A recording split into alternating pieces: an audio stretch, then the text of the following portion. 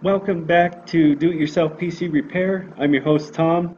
This is lesson 2, preparing the hard drive in the 3-part video series for how to make your computer indestructible. In the last lesson, I discussed how to prepare the operating system. I covered a clean install and factory recovery, creating a restore point, installing hardware drivers, setting up the time and date, installing Windows updates, installing an antivirus program and running a scan, installing programs, and why setting up user accounts is important. Alright, from here on out, you're going to want to have to turn BitLocker off if you already have it on, because if you don't and you start manipulating the hard drive, you can end up locking yourself out of all your files and not being able to recover them, and then having to start everything over again from scratch. Okay, in step 1, we're going to launch AOMI Partition Assistant.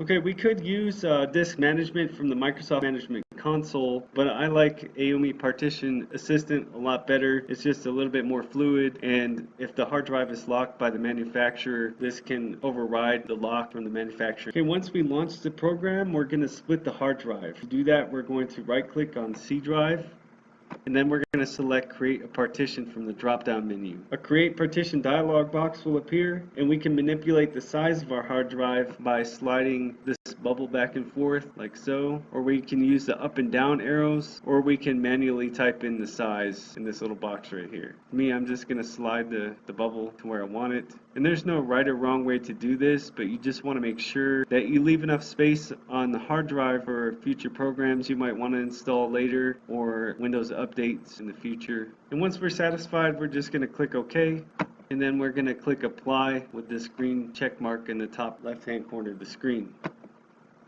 A pending operations dialog box will appear. We're going to click on Proceed, and then it's going to let us know that everything's going to happen once we restart the computer. So we'll click Yes.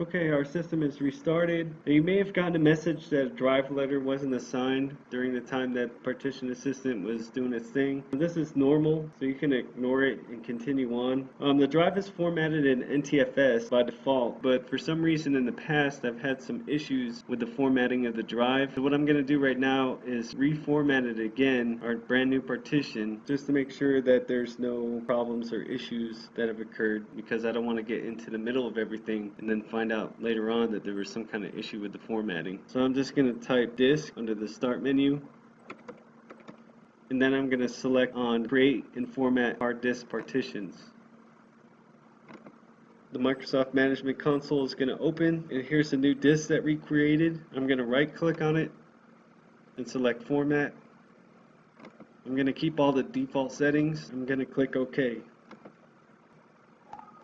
Alright, it's going to tell us that it's formatting. We can move on to step 2 in the meantime. We're going to remap all of our user files in this step. This part is important because this is the piece that makes our computer indestructible, along with the next video series. We're going to open up a folder. We're going to select computer. We're going to double click on D drive. I'm going to shorten this up because we're going to open up a new window. If we hold down the Windows key and press E at the same time, a new window will open, and we want to go into the new partition that we created. It should be done formatting by now. And what I'm going to do is drag this users folder over to the new drive that we created, and this is going to copy everything over. And we get some warnings. That's okay. Just going to click on do this for all current items, and then click on skip because we don't need those files. We just need the folders.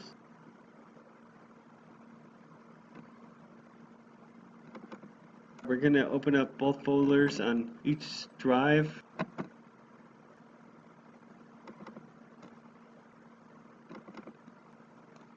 Then we're going to select all the folders in this list. You can hold down Control and press A, and that highlights all of them. And then we'll just pull them over to our username. Mine is TomVM. The reason why we're doing this is because we don't want all the user data on the C drive. This is because if something catastrophic happens, all the data will be lost. The operating system fails, or we get those blue screens of death and it won't boot up anymore, then we've lost all our data, especially if we have to start from scratch. This also makes it so when we run recovery, all of the user data is still there, because the recovery is only going to affect our C drive. Even the stuff that we use on the desktop is protected. I will be demonstrating that here shortly. First, we're going to remap it. We'll start at the top of the list with contacts. We're going to right click on it and we're going to go to properties.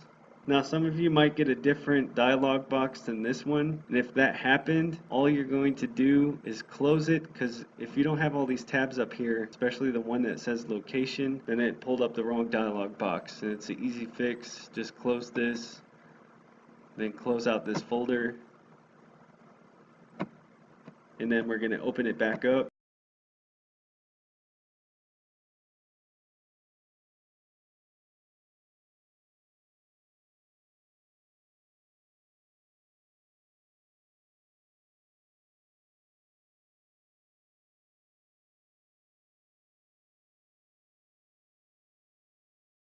Alright, now we're back to where we were. Right click on contacts again, go to properties, and now you should have all those tabs up there. And we're going to click on location, then we're going to click on move, and then we're moving it to our new drive. So we're going to click on the new drive that we created, open users, open up your profile. Remember, you're going to want to do this with all the profiles that you've created so that they're all protected. And then we're going to single click on contacts to highlight it, and then we're going to go down to select folder. Then we'll click OK, because clicking OK is going to apply the settings anyway. And it's being moved to a new location, and if you want to move anything inside the folder, if you want to move it over to the new folder, and we're just going to hit yes. Copy and replace. And you'll notice the contacts in the left window disappeared. So we just move on to the next one. Properties. Location. Move. This one's the desktop. Open up users. And we're going to highlight desktop over here. Select folder.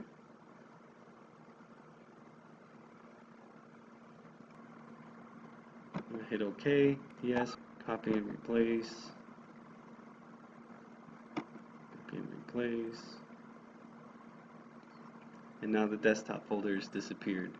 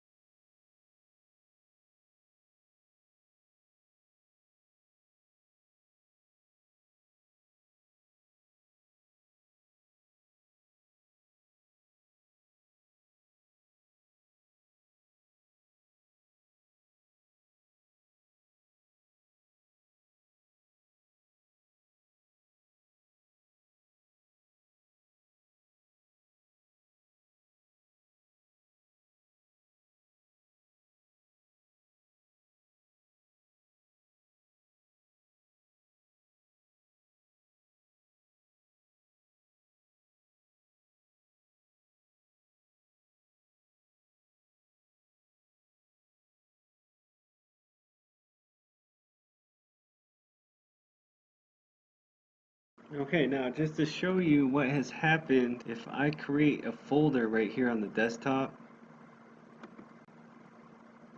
and I go to the new drive we created. I go to Users, my profile, and then I go to Desktop. That new folder I just created is here on the new drive that we created. It's no longer in C drive. It's been remapped. I'm going to put a text file inside of this folder. Just a blank text file. And this is just to demonstrate later on. And then let's put one in the pictures. We'll go to the normal pictures tab that we always do. Inside of here, I'll just put another text file just to represent maybe a picture that we've put in here, saved or downloaded.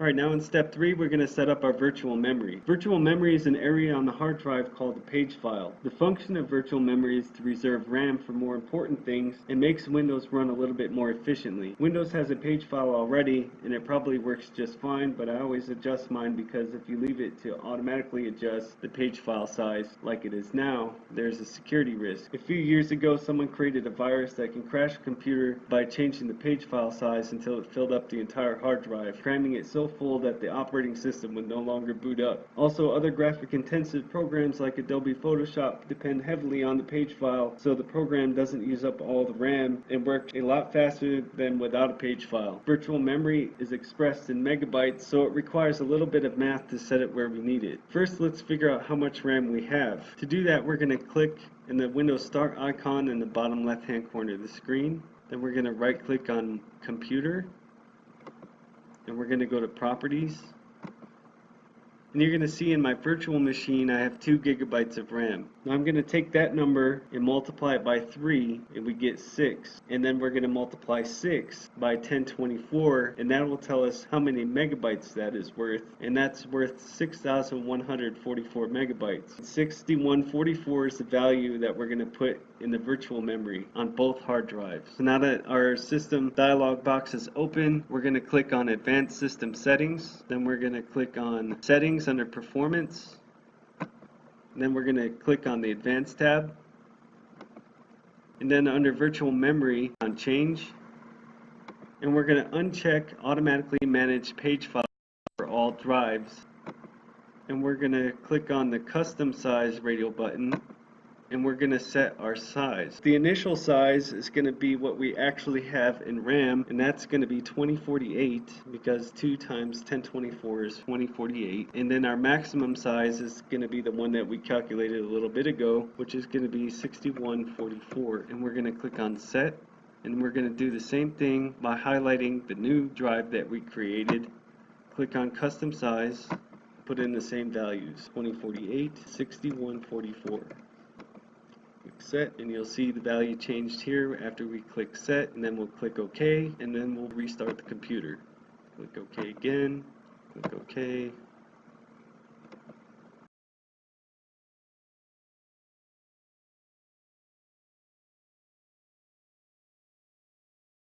Okay, our computer's restarted. Set the virtual memory. Step 4, we just want to make sure that no more Windows updates are needed. I'm not going to update mine. You already know how to update yours from the last video, but you just want to double check to make sure that no more updates are needed because we want our hard drive to be set once we do the AOME 1-key recovery backup on there. We're going to move on to step 5 now, and we're going to run the disk cleanup utility, and this will free up any junk and ancillary files left over by Windows and other programs that we installed that are no longer needed. To do that, we're going to click on the Windows Start icon in the bottom left hand corner of the screen, and we're just going to type in disk,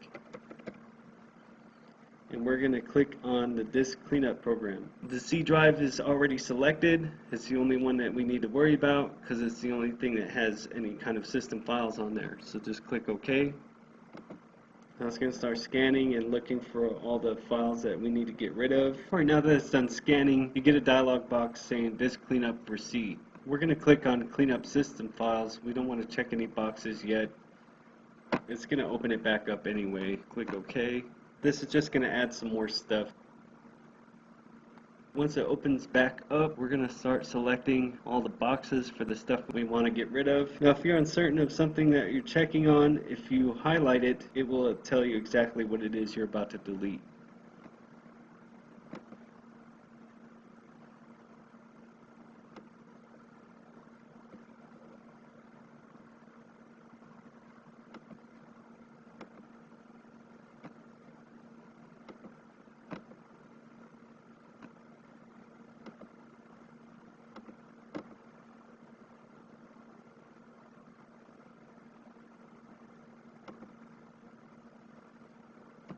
Once we've selected everything, we're going to click OK. I just want to show you the More Options tab real quick. In here, you're going to see that you can clean up by removing some programs maybe you haven't used in a while, and also by removing restore points. Restore point automatically manages itself. Once it reaches a certain number of restore points, it's going to write over them. So we don't want to clean it up. We always want to leave this part alone, so if we ever have to restore our system back to an earlier point, it won't be messed up by us cleaning it up and accidentally removing files that didn't need to be removed. Click OK.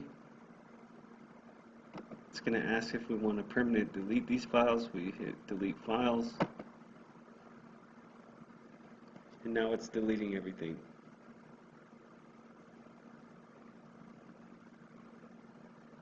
Alright, step 6. This is our last step. We're going to run the disk defragment utility. We're going to click on the Windows Start icon in the bottom left hand corner of the screen, and we're going to type disk again.